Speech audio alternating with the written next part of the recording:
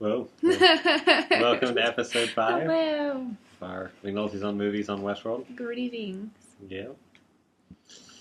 So this was an interesting episode. It was. There's a lot of... Yeah, so I felt like we had a good grasp on episode 4 of what the show was, where it was going. And then episode 5, we are very confused.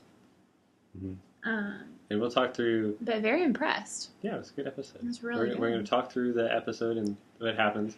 We're going to pontificate just a little bit on what we think is going on. and then we'll just talk about the episode overall. So we opened up with Ford telling a story to that host that's in storage about his greyhound dog killing a cat. And the greyhound chasing the cat his whole life and finally catching it, and then just not knowing what to do. Yep. And the host, isn't responding really to his... clearly he just has scripted responses of, you got any stories? He listens to the story and says, well, that's a heck of a story. And so it's really... Yeah, he misinterprets the word greyhound and just different. Yeah. He doesn't. He doesn't get it, but...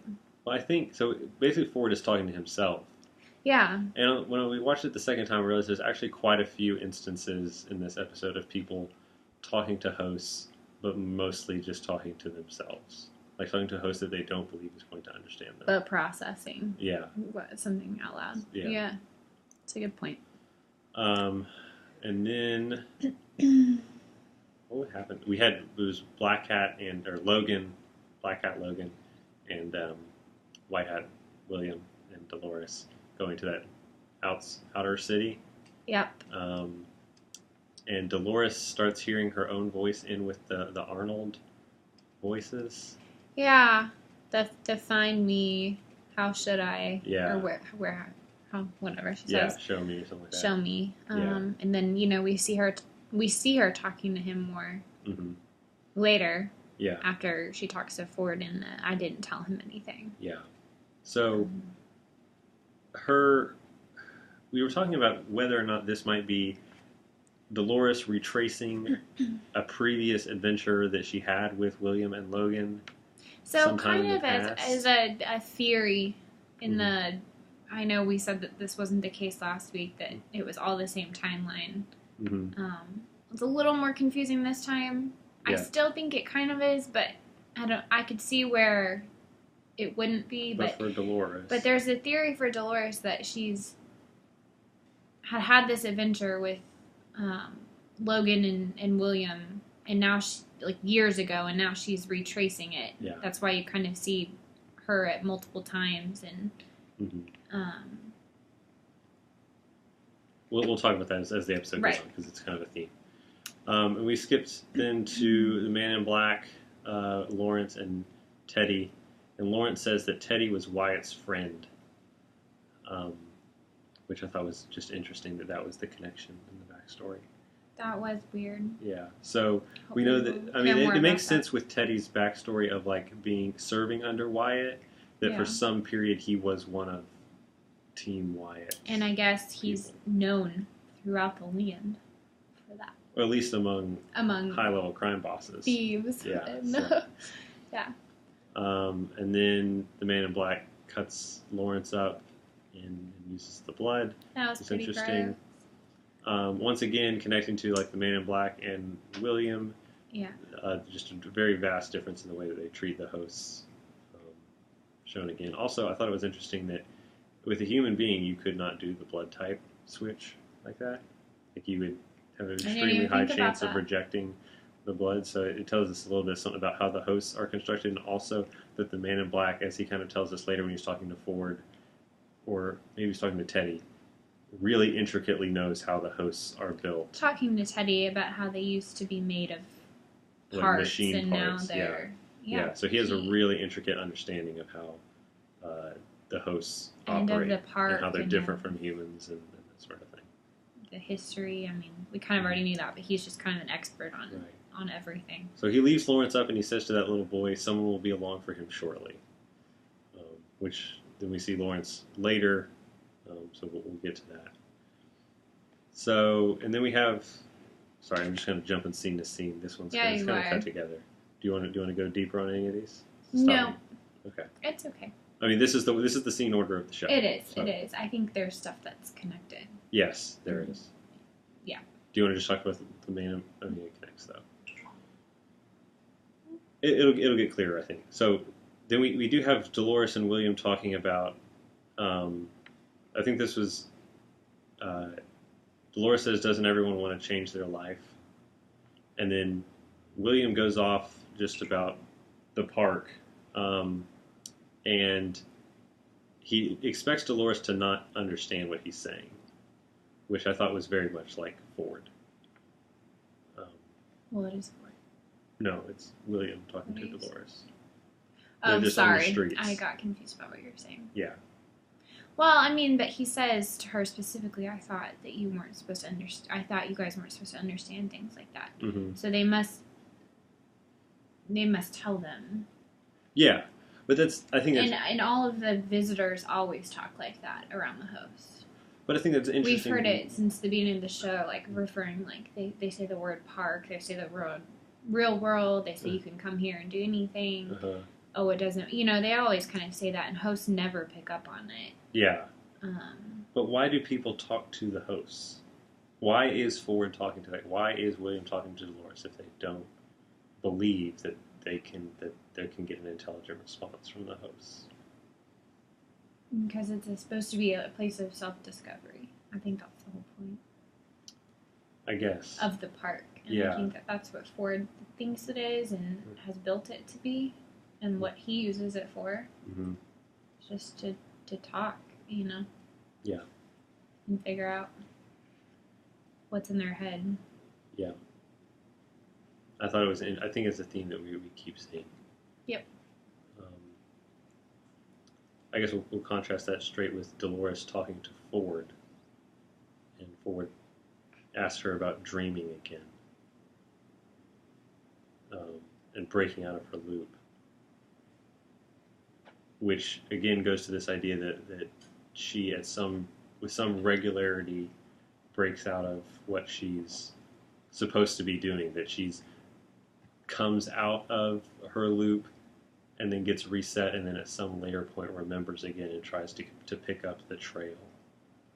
That would be what it implies. So this is like a habit. It's happened in the past. Mm-hmm. It reminded me of epicycles, which is like circles and circles. Like you're going on it.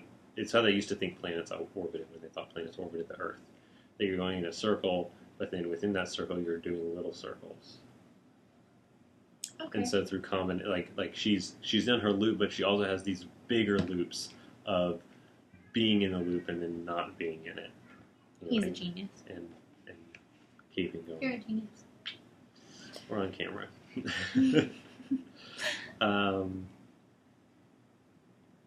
What did you think of Dolores' meeting with Ford?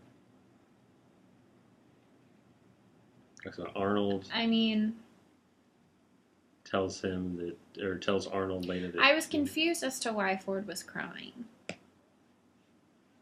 Yeah.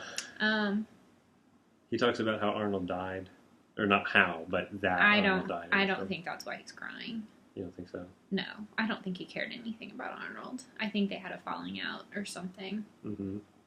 I don't think Arnold liked him. I mean, it's been said a couple of times later with the Man in Black in Ford 2 that Arnold was trying to destroy the park. Yeah. Obviously, Ford didn't want that. Mm-hmm. No, but I don't know. I thought it was interesting that Ford makes a comment that Dolores is the only one left that was there. Yes. That understands, and that Dolores was seemingly there as Arnold died. However he died. It's a suicide or an accident, whatever. But, I mean, she talked to him the day he died, shortly before he died. Mm-hmm. And he was talking to her, asking her for help. And I don't know, when Dolores asks if they're old friends, that's mm-hmm. kind of when he starts crying, and I got the idea that they were old enemies. Yeah. Yeah. I think it would make sense that they would be if she was out with Arnold mm-hmm. doing something and Ford was You know, maybe a little bit. Maybe it was sadness that Arnold. Sadness about that whole situation. Yeah, but there's something in there. Okay, and then we meet El Lazo, who is Lawrence. So this is where we got a little confused about the timeline when we saw it for the first time. Yeah. We were like, wow, is this, We were very is this surprised 30 to see years him, earlier? for sure. Is this, Yeah. And on second look through and on thinking about it more, I guess it could be earlier, but also They spent the night. They spent the night. There was time for the park to get him and put him back in his role as Is that Lazo? well, as the chief of I don't know his title. Chief crime boss. Well, he works for the Confederates, right? El Lazo? Yeah, or No. the other side. Yeah, he with Union. the rebellion or whatever they're called. But The resistance. he's kind of a contract Yeah. worker. Yeah. Yeah. But I think I think the idea was that he was a crime boss with resistance Mexican sympathies, pretending to work with the Confederados. Well, sure. Yeah. I just didn't think the word crime boss was his official title. Was his official title. Yeah. Colin Michael. But so yeah, there is enough time, I think, but it's certainly surprising. There's enough time for it to all be the same time, for them to pick him up from the Man in Black, reset him, and keep going. But I think it fits into the overall theme of just this confusion over who people are. He is a Lazo and Lawrence, so that's an element of it. Because when we first walked through it, we thought he might have been that Lazo and Lawrence might be completely different characters. True. And so that it would definitely have to be earlier or later. But in fact, like a different story. Yeah, a different role, like Abernathy being played by two different hosts. So that was okay. We're running a little long, so maybe we'll just hit some of the highlights. Do you want to talk about the Man in Black and Robert Ford's conversation? Any highlight thoughts from that? I mean, only that the Man in Black has no respect for Ford and every respect for Arnold as the creator of that place. And, I kind of threw around the idea, is Ford real? Colin thinks he is. I do. It's weird that, to me, that the Man in Black would say, if I cut you open, what would I find? I do think, I don't understand how he could not be real. Yeah. But the whole time we've been watching this show, he's off. He's an off person. And I mean everyone kind of is, but yeah, except Nancy. I don't think that's her name. We can't ever remember that girl's name that works for Behavior. The behavior. Yeah. Yeah, he was on Raising Hope. That's what I know her from. Yeah, I don't know. I don't think it was Nancy. But anyways. Yeah. I don't know. I think there's a weird vibe with him, and I don't know. And how crazy that Teddy grabbed that knife. Yeah, clearly that's deep in there. Yeah. First law of robotics style. Yeah. You can't hurt the boss. Well, and also maybe that you can't hurt another real person. Oh, so maybe that would happen to anybody. Maybe. I mean, if they don't want anyone to die, and they want people to have no safeguard. rules, they need to have some kind of safeguard as far as killing real people. I just thought and then we got Dolores' change of clothes and her change of attitude, too. We got to hit that. The maze shows up several times on the cards that she pulls from herself or someone. I don't know. She has some weird visions there. And then on the casket again. And then just her becoming kind of creating a different story and kind of being the hero. She said she imagined a story where I didn't have to be the damsel. That's her. That's pretty cool. Yeah. Every female. I mean, it was good. It was a good turn for the show, especially because we don't know if that's past or present, and so we don't know if that's the pinnacle of what she's achieved. Or just now. Yeah. Or just all one timeline. Yeah. But Colin made a good point when we watched it, so we watched it twice, but when we watched it the first time, in that we're confused as to what keeps happening, how often it has happened, has this happened before, are we seeing it right now, is it real life, and the creators, the writers of this show, we have the same feeling that a lot of the hosts are starting to have. They're giving us the point of view. Like, watching the show. Like, in the first episode, you feel like you have the point of view of the creator, or of the Westworld employees, looking down at the hosts and seeing the cycle. But as the show's gone on, we've gone more and more into the mindset of, like, Dolores or Maya or any of the other people who are becoming aware, and that we don't know what is now and what is the past and how many times this has happened. Maeve? Yeah. Maya? Yeah. Dorothy and Maya. Yeah. Yeah. Yeah. But, yeah. So. Well, and the second time through, to point that out too, I noticed a lot of other themes related to it. There are a lot of mirrors. You see, like, characters reflected in mirrors, especially in the Westworld headquarters. And we also have the idea of a past being overwritten with Teddy, like getting this new past that we perceive as real, but we also know that it's not, that it's very recently added. Right. And we have Elazo and Lawrence. So even within the same character, he's got multiple identities. So just this layers and layers of which kind of goes back to Dolores saying there's only one version of me. But really everything else in the show is saying that there are not. Like, there are just many, many versions of all of these characters.